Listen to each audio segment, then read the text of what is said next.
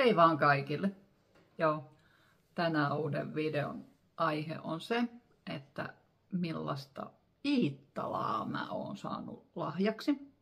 Tai jos mä oon saanut rahaa, niin millaista Iittalaa mä oon ostanut. Suurin osa on aika lailla vähintään 2 vuotta vanhaa. Joo, osa on siis tosi vanhaa. Aloitetaan nyt siitä, minkä mä muistan, että on yksi vanhimmista. Eli tämmönen Aalto. Tää on itse asiassa tarjouluvaati tämmönen. Mulla tapaa olla tästä karkkia. Useasti joulun alla mä oon saanut alun perin rahat tähän silloin, kun elettiin markka-aikaa. Mä sain isältä rahaa joululahjaksi. Päätin ostaa. Mä olin aina ajatellut, vitska, että olisi kiva saada jotain Iittalan tai Aalto-sarjaa. Ja mulla ei siinä vaiheessa ollut ajatusta muusta, niin mä ajattelin, että tämmönen joku monikäyttöinen systeemi olisi hirveän kiva saada. Ja sitten mä ajattelin, että no niin, nyt mä ostan itselleni tommosen.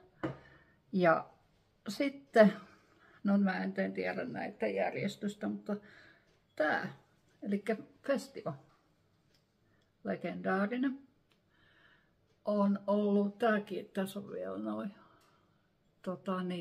tää on, mä oon varmaan saanut tän tyttäreltä joskus lahjaksi, ehkä. Mulla on näitä, tässä on yksi, näitä on aina 1, 2, 3. Tää on varmaan mun korkein, sitten mulla on pari matalempaa. Ja meillä on mun lapsuuden kodissa ollut näitä jo, niin siinä vaiheessa mä oon ihastunut, kun se on niin kaunista, kun näitä on eri korkuisia, niin niitä voi laittaa samaan aikaan pöytään. Että semmoista, Iittala on vähän semmonen, että tykkääkö vai ei. Se on vähän mielipidekysymys. Mä tykkään. Sitten, no niin, nää on. Mä siis säilytän näitä täällä. Tsaikalasit. Oikeastaan voi sanoa, että pääsääntöisesti joka joulu mä juon mun glögin näistä. Nää on uusi tuotanto, eli vanhoissahan näistä lähtee tämä osa pois. Tästä ei. No, puolensa ja puolensa. Tietenkin helpompi tiskata ja käsitellä, kun ei tarvitse pelätä koko ajan, että tää tippuu. Mutta joo, sitten jos sattuisi, että tämmönen vaikka tippuisi tai tulisi särölle, niin tää menisi koko lasi uusiksi. Mulla on näitä 5 tusinaa ja luultavasti mä en usko, tai mistäs minä tiedän, jos mun tyttäreni haluaa tai poikani haluaa näitä joskus, niin näitä on mun äitillä aika mukavasti, että niitä on sitten tulossa lisää sitä kautta. Mutta mulla nyt itsellä on 5 tusinaa näitä ainakin. Nämähän on 2 pakkauksissa, eli siellä Timo Sarpaneva. Taas jälleen kerran Timo Sarpaneva. Mitä Sarpaneva ei ole suunnitellut. Eiköhän se ollut itse asiassa tämän festivonkin takana. Taisi olla Sarpaneva. Ja. No sitten. Tää on tämmönen. Tää on vähän kauemmas. Mä en muista, että oliko tää, mikä tän sarjan nimi oli. Mä en enää muistanut. Tässä on tää isompi osa. Ja sitten tuollakin on monta periaatteessa, että vois vissiin pitää kuinka päivä vaan. Mutta mä googlaan ja pistän tuohon kuvaukseen sitten tämän. Mutta niin tällainen. Ja tuossa on vielä toi ihana perinteinen logo, joka tulee siis häipymään jossain vaiheessa. Jos se typerä. Anteeksi sanavalintani. Muistatko Timo, mikä tämän nimi oli? Oliko tää Noppat? Noppa.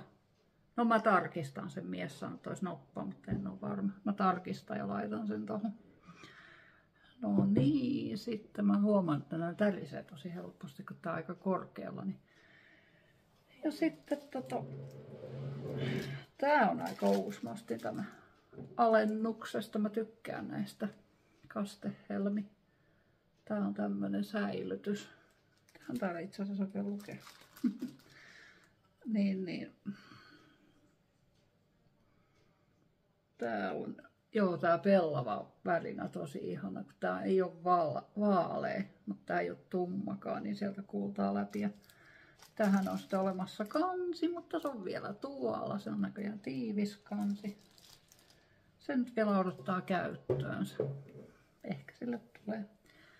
Ja mä jätin nyt sitten niin sanotusti pohjalle nämä kirsikat. Eli tää on tää isoin valtuvaasi. Tää. Mä sain rahaa, kun mä täytin tuossa jossain vaiheessa pyöreitä, niin ostin tällaisen. Mä oon haaveillut, että mulla olisi automaljakko. Nyt mulla on tällainen kirkas. Mun mielestä kirkas on paras väri, koska se on se paras sieltä, kukat näkyy paremmin esille. Mutta sitten mulla on täällä tällainen vähän harvinaisempi sininen. Ja tämän tarina on se, että tää on, näkyyhän se tuolta, Suomi 100 vuotta. 100 vuotta vaasi. Että mä en tiedä, tää tulee varmaan voin koriste, mutta tääkin on nätti. Tonne vois laittaa jotain valoja vaikka joulun aikaan tai johonkin muuhun, jos haluaa jotain tunnelmaa. Niin. Mut jos näistä pitäisi kaikista valita yksi lemppari, mistä ei missään vaiheessa, tai niin, no en mä oikein yhtä voi sanoa, mutta varmaan tää on yksi, koska tää liittyy niin vahvasti meidän perinteisiin, niin tää on yksi. Tää on niinku ehdottomasti, kun tää on tosi monikäyttöinen, tänne voi laittaa karkkia, hedelmiä. Tää ei ole kovin korkea ja tää on aika kevyt. Ja sitten kyllä mun täytyy sanoa, noita saikkalasikki on kyllä tosi ihanteellisia. Minä tykkään saikkalasista. Mä oon tykännyt kakarasta lähtien ja mä oon päättänyt silloin jo pienenä, että jos niitä tehdään vielä joskus, niin mä haluan. Ja sitten kynttilät, varsinkin pitkät kynttilät näyttää näissä festivoissa todella tyylikkäiltä. Eli siinä oli top 3. Mutta tällaisella videolla tällä kertaa ja Vaasassa kaikki muuten hyvin. Ei mitään. Kevät tulee keikkuen ja pääsiäinenkin tulee tässä ihan kohta kulman takana. Mä tän lataan tässä nyt tänään tai huomenna. Niin mä toivottelen kaikille hyvää pääsiäistä ja koittakaa rentoutua, mikäli siihen löytyy mahdollisuus. Ja itse syön mämmiä. Vaniljakastikkeen kierra on tullut jo syötyä ja syödään sitten vähän lisääkin. Mutta jos olet uusi mun kanavalla ja tykkäät tämän tyyppisestä hypinästä, niin pistä tilaukseen ja ota kello käyttöön ja käy kattoo. Siellä on aika monta 100 videoa, en edes lähde sanoa, onko enää muista. Ja tietenkin aina saa jakaa mun videoita ja siellä on ihan informatiivisiakin videoita ja kysyä saa, kommentoida saa.